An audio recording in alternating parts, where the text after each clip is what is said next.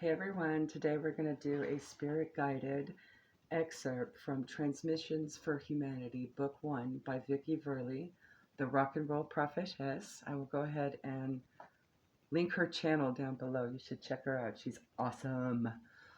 We're just going to do a little excerpt, just some message that Spirit wants us to hear from this book.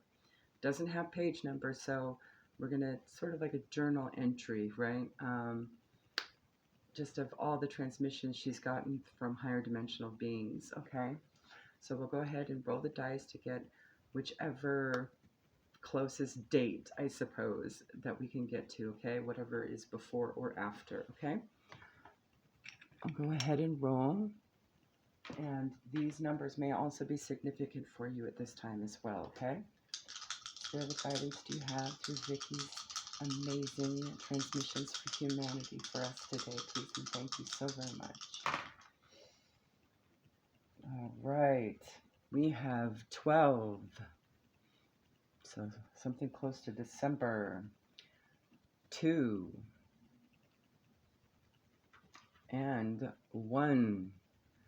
So the date 12/21 may be significant. We also have 1221, which is, I forgot what kind of categorization of numbering that is, but it's like backwards and forwards, right? A mirroring, if you will, okay? So let me go and find 1221, or whatever's closest.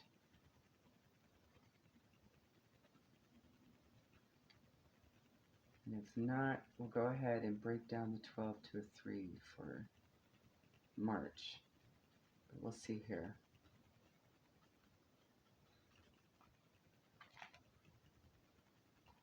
Alright, so no December, but we do have March 13th, 2020. That might be a significant date for you. It is Friday the 13th. This excerpt is called Glitch in the Matrix. So what she does is she'll kind of italicize and explain what the transmission was about and what she'd been thinking about at the moment. And then she'd ask a question of the beings and then they'd answer, okay? I arrived at the lake to get settled in to start the download process. A red car pulled in the lot with the distorted thumping, vibrating bass going on. I thought I was going to have to move to another spot, but he just did a lap around the parking lot and left. A few minutes later, a different red car pulled in with the radio blaring and did the same thing. I've been experiencing these repeating scenes lately, like a glitch in the matrix. About a week before I was driving behind a red car, red again, who was stuck behind a white box truck driving really slow. I decided to cut down a side street to get around them. About a block down the side street, I was stuck behind a different red car, behind a different white box truck. It blew my mind, all right, and I said out loud, "Must be a glitch in the matrix."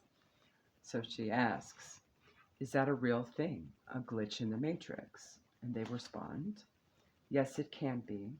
It can be a sign of jumping timelines. You are jumping timelines continuously and don't even notice it." She asks, "Can we do it voluntarily?" They answer, "Yes, a good way to jump or restart yourself is to go to sleep. Every time you wake from sleeping, you have a fresh perspective. You have been communing with your higher self and guides. Like how a sports event will have a break or a timeout to regroup before heading back to the field. You are always in touch with your higher guidance, helping you to align with a higher vibration or better choice in any given moment." She asks, "Why were these repeating patterns happening with red cars?" Answer, "To show you that pushing does no good. Red is the color of aggression. Aggressively driving and trying to push got you nowhere. And then today, instead of leaving, you just waited and let it pass. And they did pass. This too shall pass. Yes, it will all pass and be merely a blink of an eye when all is said and done. Pushing is not the answer. Allowing, flowing, as the flow of traffic. Sometimes things aren't moving as quickly as you would like. There could be a myriad of reasons why. It's not for you to know or push against. Just relax and enjoy the ride." Question. The lake is pretty choppy and, this is actually just thought, continue, all right. The lake is pretty choppy and it reminds me of the turbulence that the coronavirus is causing right now. The message for all. We are all ascending, and doing so we must release all the stored energy of trauma, regret, and disdain.